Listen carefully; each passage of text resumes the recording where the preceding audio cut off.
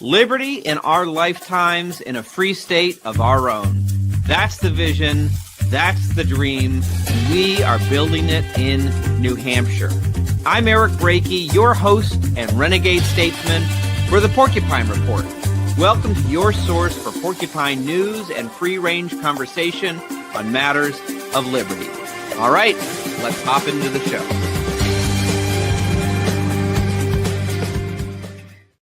Hey there, all you porcupines, This is your host, your renegade statesman, your executive director of the New Hampshire Free State Project, coming to you for episode 88 of the Porcupine Report.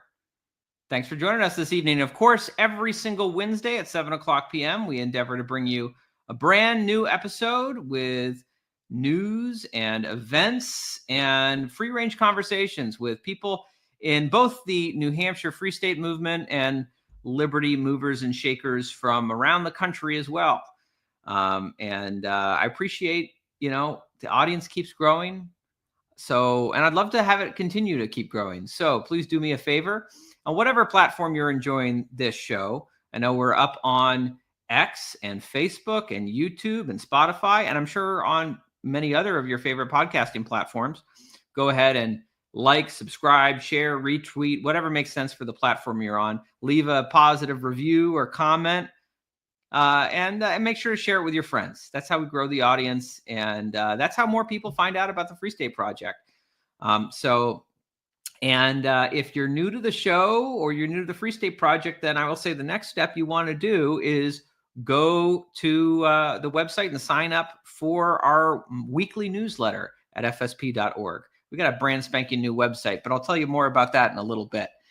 Before we get there, of course, I want to mention our sponsor for the Porcupine Report, which is, of course, Porcupine Coffee Roasting. And for the topic of today, I've got my Porcupine Coffee Roasting. Actually, just opened a fresh new bag. Smells great.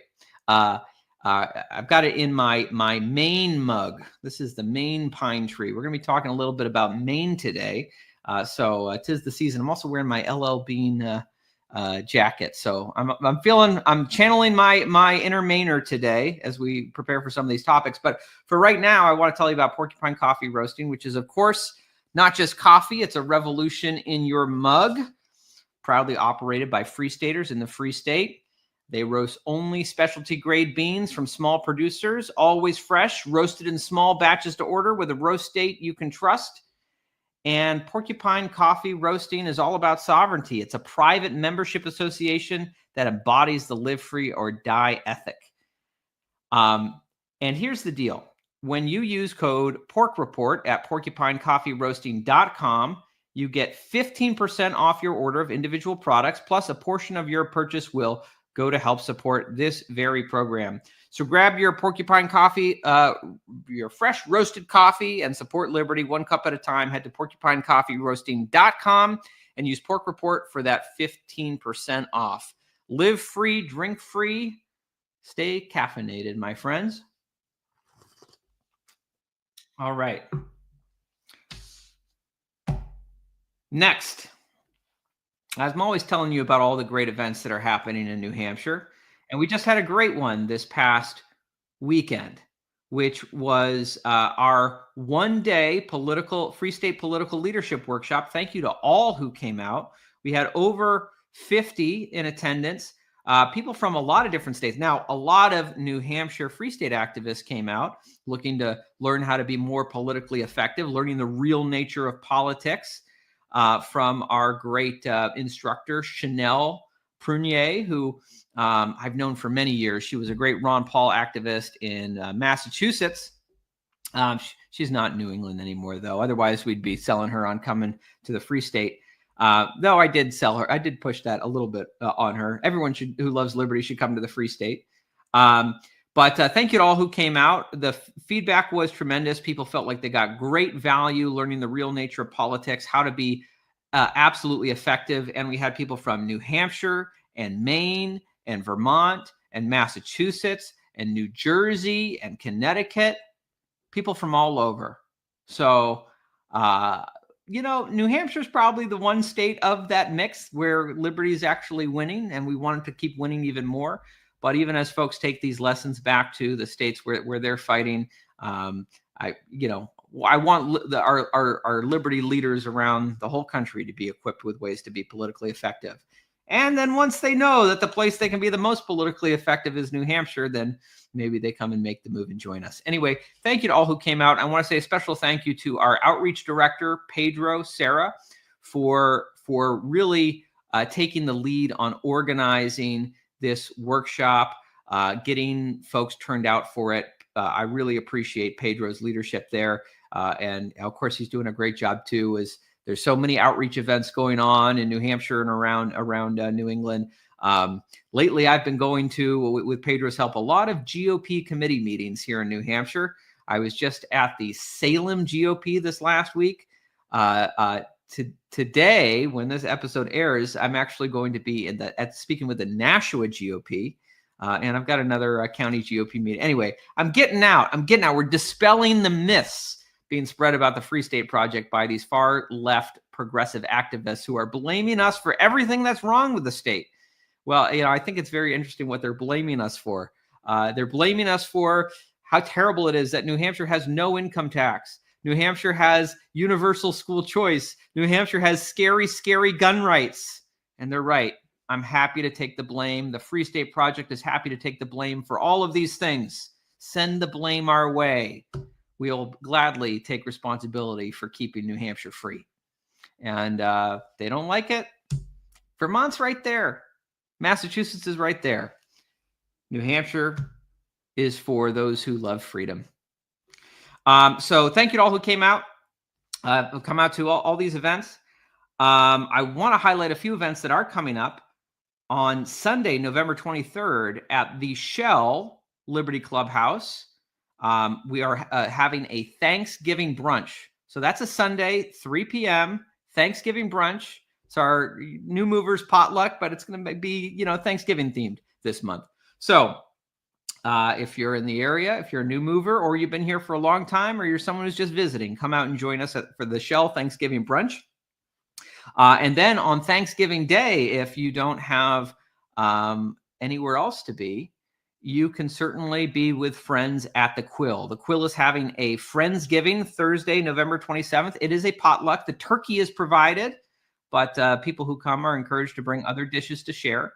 So you can, of course, find out about all these events on our calendar at fsp.org. And I will mention this week, we're not quite there yet. We're tweaking some final things, but we are getting ready to launch and announce and put tickets on sale for the 2026 New Hampshire Liberty Forum. So save the date, March 5th through the 8th. That's the first weekend of March, the New Hampshire Liberty Forum. I've got an exciting speaker I'm looking forward to announcing, and we're just starting to get everything lined up for this. So we're going to be building freedom this year, and I would love to have all freedom builders come and join us, and that means you. So look for tickets going on sale this week if we get all our ducks in a row. Anyway, and speaking of the website, look, as we mentioned on last week's episode, we did launch a brand new revitalized fsp.org. And as a part of that, we also launched a new introduction welcome video explaining the mission of the Free State Project and what we're all about. I think, there was a great video that was produced maybe 10 years ago that had been hanging out there, and it was time for a refresh. So with the support of the producer of this show, Renita Sussman, who is, by the way, producing her own documentary on the Free State movement, we were able to pull together some footage to create a nice, awesome new intro video for the Free State Project, which is right on the front page of fsp.org.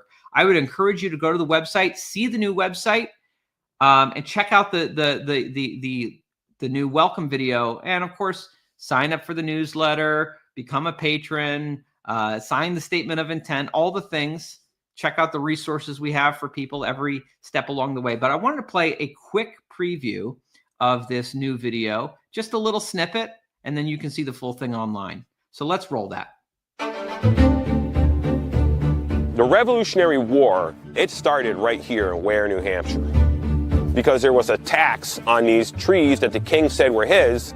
A whole bunch of farmers and mountain men, they said, leave us alone, or we will fight you to the death.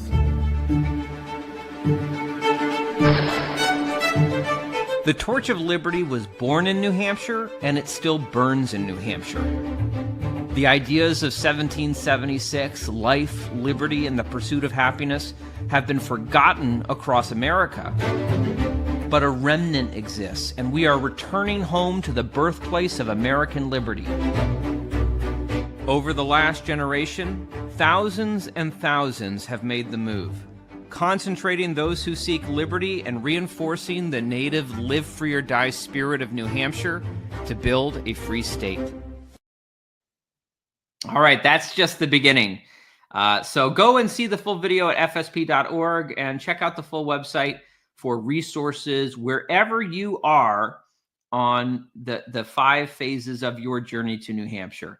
Whether you're learning or you're looking to connect or looking to visit, looking to move, or you're here and you're looking to build something, we have built a website with resources for you every single step of the way. So go to fsp.org and check it out. And while you're there, check out the new community page as well. We've just brought back and launched the Free State Forum. People are starting to sign up for it right now. A lot of benefits there are reserved right now and kind of early access for our patrons, which of course reminds me, while you are at the website, please become a Porcupine patron. We are trying to remember the exact count. I want to say something like 228 patrons right now, people who are giving at least $10 a month or $100 a year to support the mission of the Free State Project as we work to reach out to the Liberty diaspora and bring people in to concentrate and build with us in New Hampshire. As a Porcupine patron, not only are you supporting our year-round mission and our operations for getting people here, you get a lot of great benefits. My personal favorite benefit, I think a lot of people's favorite benefit, is this Porcupine patron lapel pin, which tells everyone that you put your money where your mouth is. You are supporting the most effective movement for liberty in the world, in the Free State Project. And that's not all. You get access to our patron exclusive signal group. You'll get access to patron exclusive sections of the Free State forums. You'll get our quarterly print newsletter. You'll get access to monthly patron exclusive conference calls, and so much more as you kind of climb. There's tiers, right? The more you put in, we want to say thank you to people. So learn more, fsp.org/give, and become a patron. I appreciate all our patrons very much. Thank you to all of you. All right. I guess that's the introductory stuff to get out of the way. We're going to have a great conversation today with someone who is a relative new mover to New Hampshire, but is someone who has really hit the ground running, become an integral part of the Free State Project volunteer teams. She does so much. I'm sometimes amazed just how much energy she has to give so much. She's been our ambassador to Maine, helping us with outreach opportunities to Maine. She is now our deputy welcome director, helping us build out something we call our PAL program, helping to connect people who are planning their move or people who are new in establishing themselves here with long-standing Free Staters to be their pals and kind of help them navigate and answer their questions through that entire process. And she's also currently our lead producer for PorcFest next year, which I know everyone's always asking me, what's going on with PorcFest? Is there any new news? I will say we are still homeless right now when it comes to PorcFest. We had been going back and forth with the ownership of Rogers Campground, and I would just say it is not happening next year at Rogers. So we are continuing to look for new sites. When there is news, I promise I will share it with you. Anyway, that was my tangent. I was introducing Jamie, all right? And now I'm talking about PorcFest. But anyway, I've introduced Jamie. She's awesome. You're going to look forward to meeting her. Let's meet her right now. Jamie, welcome to the show. Hi, Eric. How are you? I'm doing well. Thank you for agreeing to come on. I think we've been trying to schedule this for a while, and there's just we were hoping to have like PorcFest news to share. Anyway, we don't have PorcFest news to share other than the news I already shared. But but you've got a very compelling story, which I think is very appropriate right now for a lot of people, wherever they're coming from, but particularly in Maine after these recent elections, which were very disappointing with the passage of a red flag gun confiscation law at referendum. I imagine there are some people in Maine who this might be the hair that broke the camel's back, and they're going to be looking for a greener pastures somewhere else. So might as well be New Hampshire, right? But I guess if you could, I just get us started. Tell us your story. Like, you were a leading liberty activist in the LP in Maine. You made the decision to come to New Hampshire. What was that all about? Yeah, so let's see. My activism all started in Maine when LD 798 got introduced, I think in 2019. And that was... Oh, yeah, go on. You're about to explain it. It was removing vaccine exemptions, philosophical and religious, for basically all students. It doesn't matter if you were sending your kid to daycare or trying to send your kid to school, public school, private school, trade school when they're older, even to college. You had to have the full CDC schedule, and that's the bill. It was awful. I had been using the philosophical exemption to send my daughter to school or to daycare at that time. And when they removed that, I was like, oh, heck no. Like that was such an amazing turnout of individuals, Mainers, who were speaking out and saying, why are you doing this? Like, we want to be able to choose whether or not to vaccinate our kids. And regardless, it ended up passing. I was part of the movement to get a citizens initiative done in Maine. People's veto effort. Yep. We tried so hard, and then COVID hit and absolutely destroyed any like semblance of hope that we had, because as soon as COVID hit, everyone was so afraid that they couldn't even think. And so the word vaccine became like the silver bullet panacea everyone was waiting for, and the idea of, to add some context, because of course I remember all of this. I lived through it. I lived through it while you were living through it, and your family was living through it. And I will say, it is one of those things that I found that in Maine, when this passed and the people's veto failed, that it was that's where I started to see a huge exodus of a lot of our best conservative and liberty families saying it's not safe to be in Maine anymore for my kids, and leaving. I know friends who moved to New Hampshire. I know friends who moved to Texas. I know friends who went to Florida. Like, they should have all gone to New Hampshire, but anyway, people make their own choices. But I will say, this is one that I have to say I hold a little bit of guilt over, because when I was in the Maine Senate, my first 2 terms, I was able to stop a lot of this when I was chairing the Health and Human Services Committee. And of course, I left in 2018 to run for the U.S. Senate, and I was replaced by a Democrat who had promised everyone he would not vote to remove the religious and philosophical exemptions. And then when it came to the Maine Senate and the vote was 17-17, and he was the last person who hadn't registered his vote. It was a dead tie.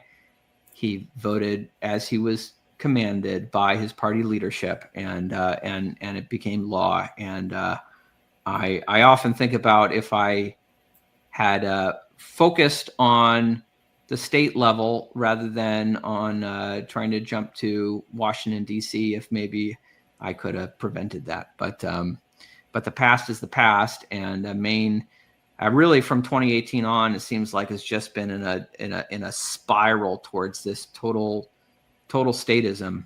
Not to steal your thunder, but yeah, you bring up topics that are close to my heart. Well, like you said, we both lived it. So, something about the Democrats in Maine is they will promise you the world, and they'll tell you, oh, we would never do anything like that. And then they will absolutely do exactly what they said they were going to. Yeah, even Janet Mills promised on the campaign trail she would never remove the religious and philosophical exemptions. And then it became like a top priority for her. Oh, yeah. Yep. No, Mills. Just like she said she would never change the abortion law. Yep. Yeah, anyway. So when that failed and COVID was a thing, and of course, Mills being the tyrant that she is, with the lockdowns and with the mask mandates and everything there, I was so thoroughly disgusted by by my community there in Maine because no one was standing up and saying this is wrong. Like everyone was just complying because they were so scared. And I understand fear is a very powerful tool, but it was still so like heartbreaking. And so let's see, LD 798, COVID, Mills. I mean, COVID was hard to see, right. How compliant people were. And I know people who, I feel for my parents who, they didn't believe any of this BS, but like you were just so socially ostracized from everyone around you who is bought into the fear and the mandates. And that was, and to think that in Maine after Governor Janet Mills was such a tyrant during COVID, to think that she was rewarded at the ballot box after that. And Democrats have just maintained control of everything ever since. Which is mind-boggling. So during COVID, I ended up having my second child in the middle of COVID in 2020. And with that experience, I chose not to have a hospital birth because they were like not allowing parents to be with their babies and everything. So that was a whole other thing in Maine that was happening. That was even more isolating because you're already not allowed to go socialize with people. Workers were fired. Oh, that's true too. Yeah, with the vaccine mandate that ended up happening for all the healthcare workers, which I attended a protest down in Portland for that. That was massive. I was so impressed with the turnout there. Then I was like, well, I'm not complying. I'm done complying. And how else can I be involved? So I reached out to the Libertarian Party of Maine, and I ended up becoming the Lincoln County chair of the Libertarian Party. And I collected signatures to get Harrison Kemp on the gubernatorial ballot the second time around that Janet Mills won. And then I got involved with the dinner table, they were attempting to get voter ID passed in Maine, which was amazing. And I am so sad that did not end up happening. The Secretary of State, Democrat Shenna Bellows, managed to really, really confuse the issue and kind of basically because like the voter ID law would have required if you were doing an absentee ballot that you would like have to write your, if you were applying for an absentee ballot, you'd have to like write your driver's license number on it. So some kind of like ID verification, right? And they kind of extrapolated this to say they're going to outlaw absentee voting, and they just kind of really kind of, with a lot of money behind it, really kind of obfuscated the issue and confused people what it was all about. Yeah, Shenna is another one. That's very fascinating.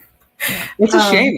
Shenna and I remember when Shenna Bellows, for those who don't know, Shenna Bellows is the Democrat Secretary of State. She's the one who tried to kick Donald Trump off the ballot. And, she used to be a friend. Like I used to get along with her pretty well when we were in the Senate together. We were working on civil liberties issues. She had been like the state director of the Maine ACLU. And I don't know what it is. Like some people, it's like you just see it over time. It's like that just partisan power impulse just creeps into them. And she just, I don't know. It's just a very different Shenna Bellows today than I remember when we were like tag teaming against, to require the government to get a warrant to like tap your electronic devices back in like 2012. Power does strange things to people. It does indeed. Yeah. Yep. So when I got involved with the dinner table, I felt like I had been bashing my head against a brick wall for a while, trying to, stand up for people's rights and trying to be a small voice to help advance some liberty in Maine. But nothing was happening. And then my husband, Adam, was on Twitter, now X, and he found Dennis Pratt on Twitter. And he was like, "Oh my God, Jamie, like, check this guy out. He's saying like all the things that you and I talk about all the time, and it's so amazing. And there's this thing called the Free State Project, and I really think we should take a look at this." And so he had me read a bunch of Dennis's tweets. He reached out personally to Dennis, and it was like, "What, like, can you elaborate? Let us know, like, what's going on with the Free State. What is it? Like, the history, we need it." So we did a whole bunch of Google searching. Don't do that. DuckDuckGo is definitely the way to go if you're searching the Free State Project. And then we've decided to start looking into the laws on homeschooling and 2A rights and all the taxes, all the things.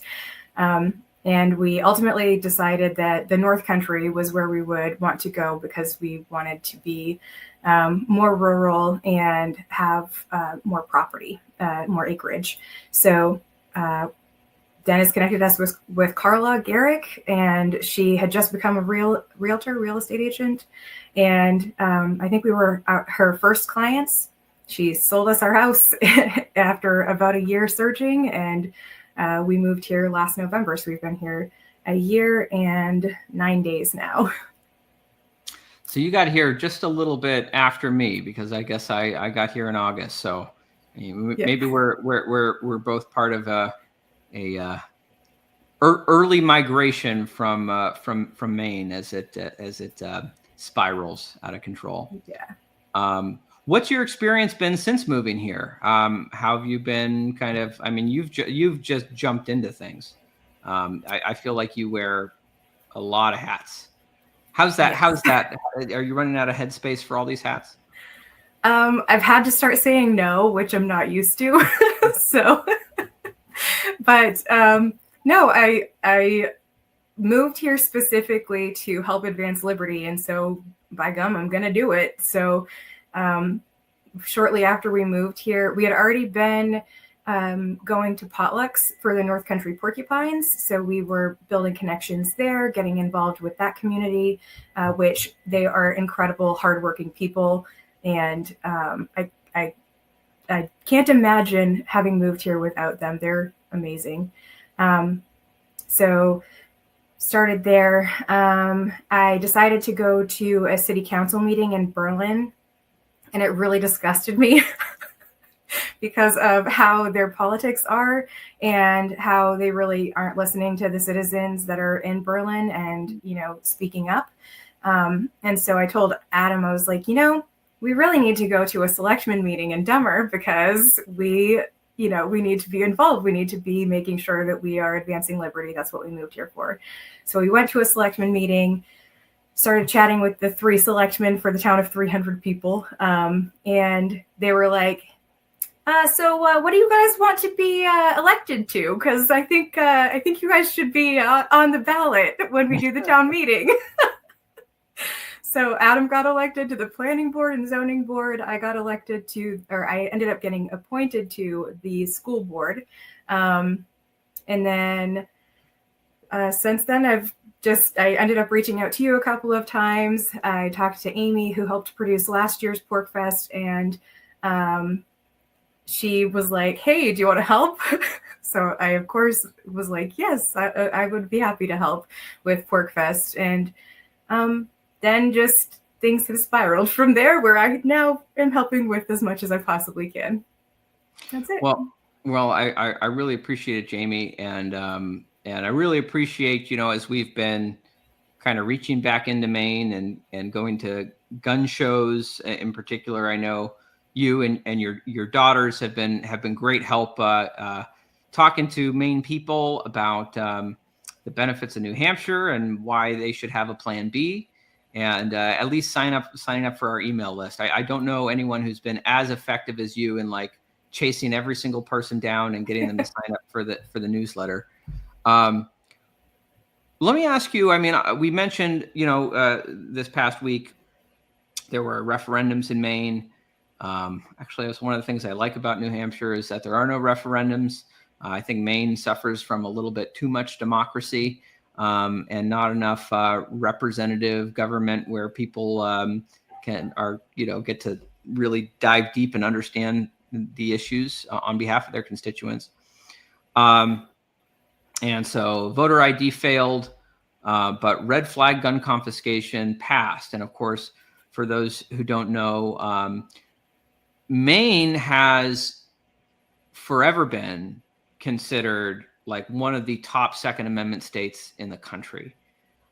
Even Democrats in Maine for the longest time did not support gun control. Like, I guess outside of like the urban areas, there were a lot of rural Democrats from rural areas with strong sportsman culture who, you know, would never support gun control. In fact, the Maine Constitution was amended in the 1980s to clarify and simplify what it says about, you know, the right to keep and bear arms. It just says the individual right to keep and bear arms shall never be questioned. They took out all reference to militias or this or that, so there's no confusion. It's an individual right. It shall never be questioned. And that effort was actually spearheaded at the time by the Democrat Speaker of the House. It's kind of hard to imagine these days.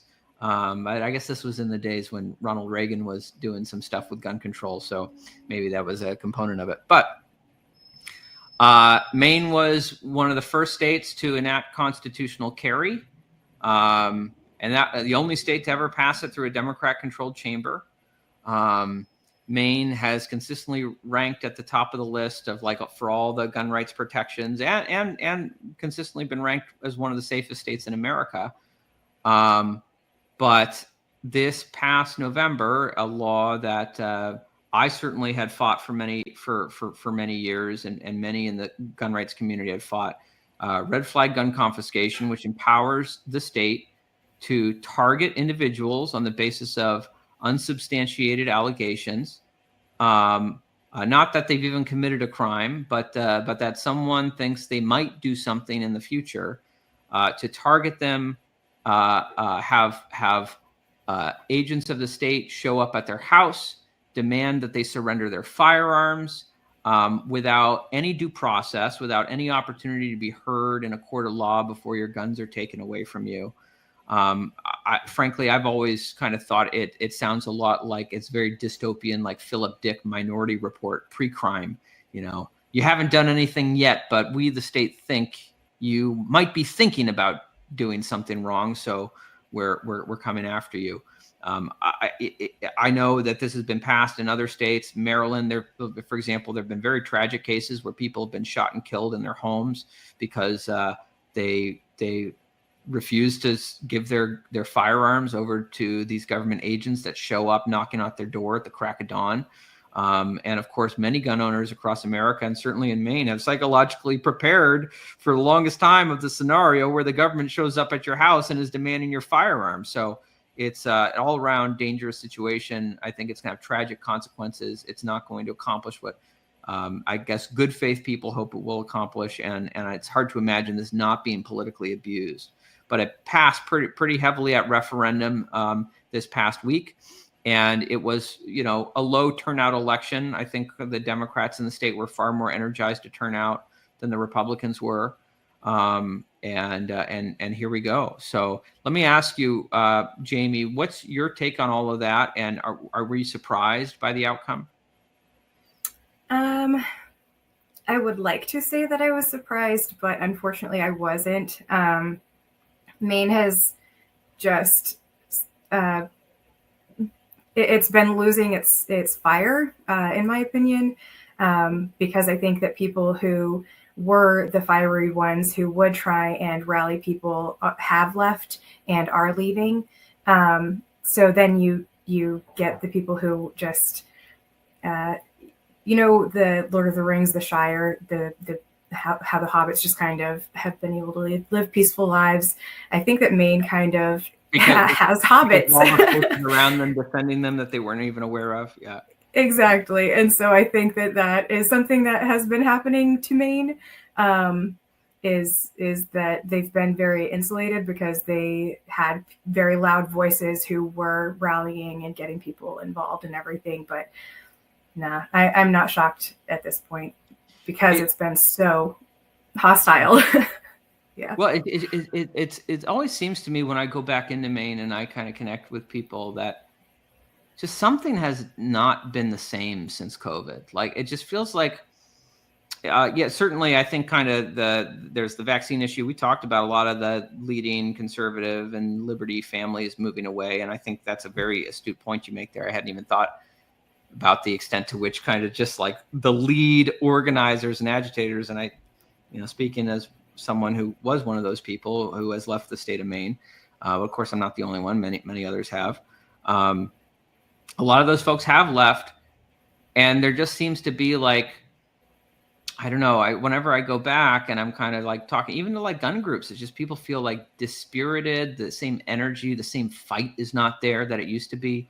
I mean, I remember in 2016 when there were, like these Michael Bloomberg funded like anti-gun groups have been trying to like put Maine on their scorecard for a while. And in 2016, like there was like in 4 different states, they were funding referendum campaigns for what they call universal background checks, which is really a de facto gun registry. If I remember right, Maine was like the only state that voted no on it of the 4. And with something called universal background checks, when it's good propaganda. I mean, who's against background checks? Don't you want a background check? It's like until you like read in the fine details. Okay, they're creating a de facto gun registry. If I transfer a firearm to my neighbor, I'm a felon. People had the sense to kind of come out and vote against it. And I will say, this was it was during an election year when other stuff was going on too, right? This was 2016. It was a presidential election year, so it wasn't like this like quiet, off year election where, a lot of people were coming out to, for a number of different things. This time, people were just coming out based on how they felt on, gun control and on voter ID. And it seems that the Democrat voters in the state, maybe it was energized as a way to like try to stick it to Donald Trump or something. Like they came out in a way that the right did not. Yeah, they definitely did. So, and that's kind of been their MO in Maine, is to run things quietly on non-election years to get more and more tyrannical laws on the books. Like, oh yeah, I remember how they screwed you guys over on the people's veto on the vaccine question, right? The religious and philosophical exemptions, right? Yeah. They scheduled it in a March primary, the March presidential primary. This is 2020, right? When the Republican nominee was already picked, right? It was Donald Trump, right? So there effectively was no Republican presidential primary. And yet the Democrats had a very contested primary. So of course, who came out to vote? It was the Democrats, I think right? The Democrats, yeah. Right. And it was, I don't think anyone anticipated that when they were gathering signatures for the people's veto, that it was going to be scheduled during the Democratic presidential primary election. They were thinking it would be the June election. Of course, typically before then, Maine had caucuses. And we didn't have a presidential primary election that was separate from everything else like that. So, yeah, the referendum system has been very, very manipulated, in my opinion, in Maine. Agreed. Yeah. So, yeah. What would you say to? I'm sure we both have friends in Maine who might be watching right now. And I'm sure I hear it from many people that say, like, I'll never run away, right? I'm going to stand and fight. I'm going to go down with the ship. And shame on you for kind of leaving us behind and going to New Hampshire. Sure, that I understand that attitude. And in my mind, I'm getting the lifeboats ready. Like, hey, if you guys can turn it around, great. But, we got to have a plan B. But I'm sure there are some folks who, like that moment when the religious and philosophical exemptions were stripped away. There are some people who never thought gun control would come to Maine who are now looking at it and thinking, maybe this is not a safe place for me and my family. What would you say to them? Do your best to start making plans to leave. Do your best. Start looking into the Free State Project even further. New Hampshire is just an hour or a few minutes away. It's not that far. If you need help, there are tons of people who are willing to have a conversation with you and discuss how you can make a move to New Hampshire reality. If you're afraid of property taxes, dude, like if you're living in Brunswick, you're already paying more than what most neighborhoods in New Hampshire pay anyways. So like, don't be afraid of property taxes. You'll save enough on income taxes and sales tax that it will definitely wash. And if you want freedom for real, move to New Hampshire. That honestly, move to New Hampshire. And the property taxes in Maine are pretty high too. So it's like, yeah, it's They like, are. you know, people act like the New Hampshire property taxes are so much higher, and they are not compared to Maine. And you don't get, and no income tax and no sales tax. You come out way ahead. And I will say, like, I know I'm down here in Dover, which is right on the border with Maine. Like, you know, I can drive an hour and a half and I can see my folks in New Gloucester. Like I'm not so far away that I can't see the people I know and care about in Maine. But you know, there's something about being on the other side of that imaginary line, right? Suddenly I get to keep the money that I earn. I don't have to worry about my, police showing up at my door and taking my guns because I've been a political agitator. Yep. I mean, I guess they still can, like, they're I guess the government can always find some excuse to go after people, but we've got a strong community built to fight back against those sorts of things. Now, Jamie, you've been very involved too in helping to establish, one of the great things about New Hampshire and the Free State community is the community or communities. Like, it's so big now. I hesitate to call it one big community. It's a lot of different communities on these shared values that the maximum role of government should be protecting no more than protecting life, liberty, and property. But in different regions, I've always feel like a region comes on the map as like established itself. There is a real Free State community here when that region establishes a clubhouse. And of course, the most well-known clubhouse in New Hampshire is the Quill in Manchester, which is kind of the longest running that is currently around. You've got the Shell in the Seacoast region. You've got the Prickle in Concord. You've got a couple of different things, depending on how you count them. You could say the Independence Inn in Stratford is a clubhouse of a sort, different kinds of, you've got the Warehouse and Ware. But you've been a part of establishing a new clubhouse up in the North Country called the Pine. Could you tell us about that? Yeah, the Pine is right above the Granite Grind in Lancaster. It's a beautiful space with exposed beams. It's gorgeous. We have activities that go on not quite every day, but quite often. We have some homeschool AP classes for high school students. We have, we recently had a V for Vendetta night on November 5th. So we watched V for Vendetta, ate popcorn, had candy. It was awesome. And then we also have our North Country potlucks there.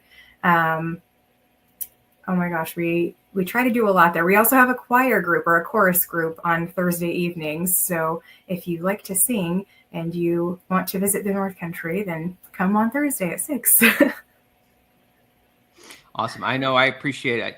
I don't get up there very often because it's a long drive from Dover, but I am proud to be a founding member of the Pine, and it is a really awesome space. And I wish I lived closer because I love the all of the events you guys have on the calendar up there. And people want to learn more about the Pine. It's what's the website for that? It's the-pine.org. Is that right? Yes, the-pine.org. And there's a calendar of events right on there. If you have questions, I believe there's a contact us as well, which will go to Amy Norris and she'll be able to help. Awesome. And what could you tell people about the region of the North Country? Because, obviously there's, if someone's looking to move to New Hampshire, these different regions have different pros and cons. What's your pitch for the North Country? If you're looking for a more quiet life, if you are, my husband pitches it this way. If you are looking to be involved, going to clubs, going to, fine dining restaurants and having a busy life, then you're not going to want to be in the North Country.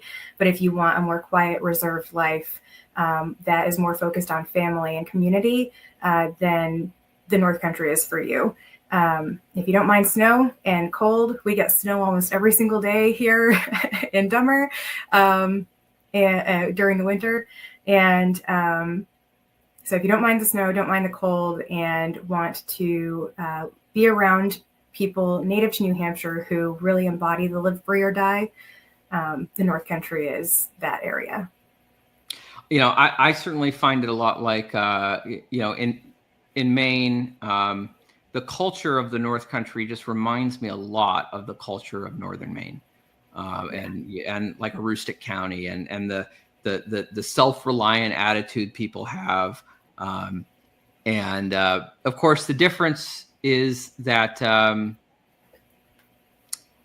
it's like Aroostook County or the Northern Maine without any of the economic tyranny. It's in the most economically free state in North America, and so I find that people's spirits tend to be higher because people don't feel as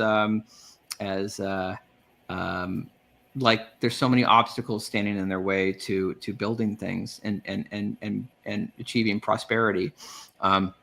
And I will say, in this past week's newsletter, we put out a little report about the recent special election, which was in Berlin, which is I believe it's be safe to say like more southern part of the North Country, right at the foot of Mount Washington in Coos County. Coas County. All right, I'm sorry. Maura would totally give you crap for that. Well, it would be well deserved. I'm still learning my way around things. Boy, I remember when I first got to Maine on the Ron Paul campaign in 2011, and learning how to pronounce Androscoggin County, and not realizing years later I would be representing Androscoggin County. So Coas County, there's like an umlaut in there. But the special election that happened in Berlin, I think the Republican candidate, with the support of many Free Staters, though this guy isn't necessarily a Liberty Republican per se, but the Liberty Republicans kind of run the Republican caucus in the House of Representatives, so it's a good thing that he won. But he won by 13 votes. It came down to a recount. The Democrat picked up 9 votes, so he won in the end by 4 votes. And I know for a fact Free Staters who've been moving into Berlin, who want more people to move into Berlin, this is like one of those communities that's like right on the political edge. It's like the swingiest of the swing municipalities. If people go and look at our recent newsletter, there are 20 properties for sale in Berlin right now for less than $200,000. And it's a modern city. There's apparently like cryptocurrency investment coming in some of the old mills there. It's got great internet access. So for people who have kind of these remote work jobs, it's great. It's affordable. And you're like, as it was described to me, it's like you're on the edge of the woods without being in the woods. So it's anyway, it's a good find, in the Free State community there would certainly love more people to join them and swing Berlin even more towards freedom. Definitely. You'll want to have some handy skill sets though, because sweat equity is kind of required with those properties. Well, people complain about how expensive it is down south, and there's a point to that. There's high demand for real estate in New Hampshire, but there are some good affordable finds if you open up your scope of where you're looking. And the North Country, Definitely. The community up there is great. Agreed. So, Jamie, any other final words or anything you want to share with folks before we wrap up here today? No, not really. Move to New Hampshire. It's fantastic here. Honestly, like everything is, or the community, the Free State community is amazing. And then the Native community is also incredible. So that's been my experience, and I'm extremely happy with the move. And if you want to effect liberty for real, like this is the way to do it. Vote with your feet. I loved that slogan. Vote with your feet and come to New Hampshire. Voting with your ballot is not enough in Maine to turn things around. So if you want freedom, then you can vote with your feet and help us build something that will shame the politicians in Maine and Vermont and Massachusetts when they cannot explain why New Hampshire is so much more prosperous. It's been amusing to watch the politicians in Maine be asked this question and just kind of stumble all over themselves, not being able to explain how a state with no income tax and no sales tax has functional roads and is delivering on value for the people here. And I'll give them a hint. It's because we don't have a giant, massive, bloated welfare state where that's diverting all taxpayer money to it. So anyway, but they'll never learn. But people in Maine or Vermont or Massachusetts or wherever they're experiencing tyranny can learn and should learn about what's being built here and know that if they agree with us on the principles of liberty, then this is a place for them. Definitely. So, Jaime, thank you so much for coming on the show. Yeah, thank you, Eric. Absolutely. All right, everyone, that is the show. Thank you so much for tuning in tonight. Let me remind you, of course, I mentioned the Thanksgiving events that are coming up. The Shell Thanksgiving Brunch, Sunday, November 23rd. The Quill Friendsgiving on Thanksgiving Day, Thursday, November 27th. Be on the lookout for Liberty Forum tickets to be, formally go on sale in the very near future. We're working out final details there, including some exciting speakers to announce. Next week, I'm planning to have on this program Jason Sorens, who is going to be one of our co-producers on Liberty Forum. Of course, he's the founder of the Free State Project, and he's going to be our lead producer for the dialogue series that we began at Liberty Forum this past year. This year, we're calling it Liberty in Practice Dialogues. Jason Sorens is taking lead on that. So he'll be, the plan right now is he'll be joining me on the show. And hopefully by that point in time, we'll have tickets open and available and ready to go there. So be on the lookout for that.